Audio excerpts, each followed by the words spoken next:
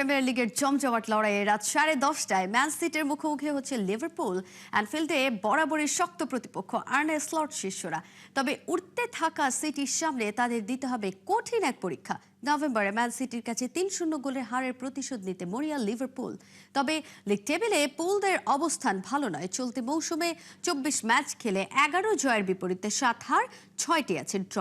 ফলে টেবিলে তারা 6 নম্বরে। অন্যদিকে সিটি আছে টেবিলের 2 নম্বর স্থানে, যেখানে অল রেডদের সামনে সমান 24 ম্যাচ খেলে জয় 14টি, সাথে 5 হার, ড্র আছে 5টিতে। প্রিমিয়ার লিগে দুই দলের মুখোমুখি দেখায় ফলাফলে বড় পার্থক্য নেই। লিভারপুল 11টি, সিটি জিতেছে 10টি, আর বাকি 10টি ম্যাচ হয়েছে ড্র।